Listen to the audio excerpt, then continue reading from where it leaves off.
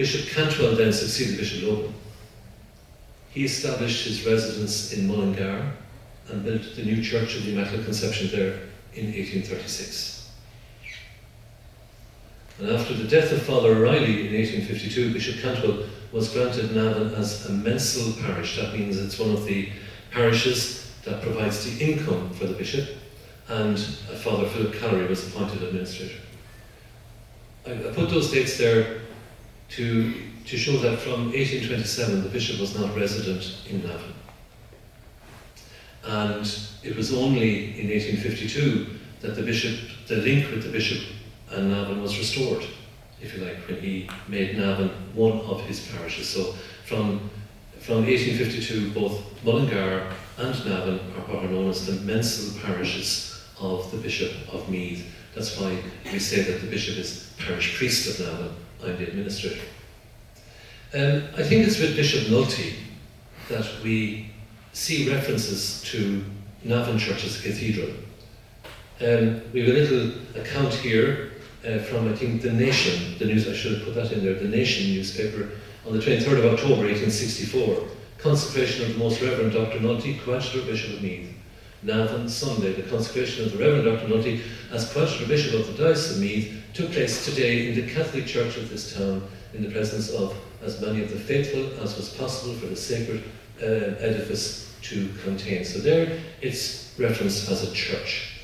But then it's Bishop Nulty's sisters who donate the set of chalices and ciboria that carry the reference to the cathedral. In 1868, a set of ciboria and chalices to the Cathedral Church of Navan, Jane and Margaret Nulty.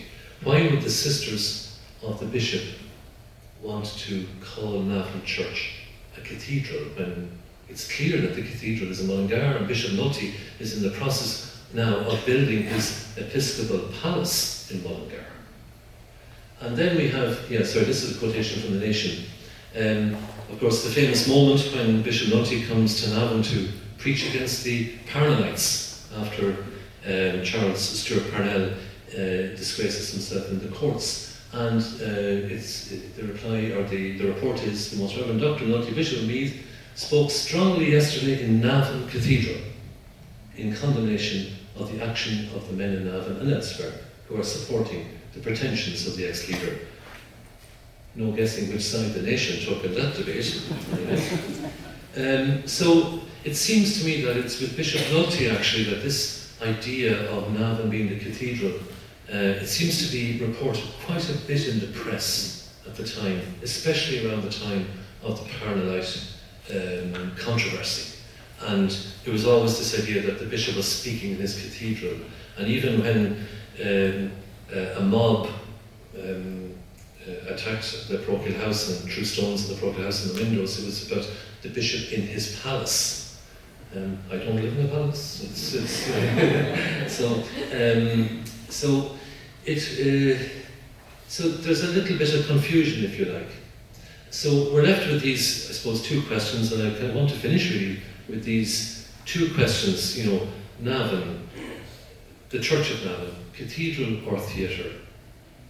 I don't think that we can actually, successfully answer those questions, and maybe that's part of what history is. I like to think of history as, looking through a window at the past.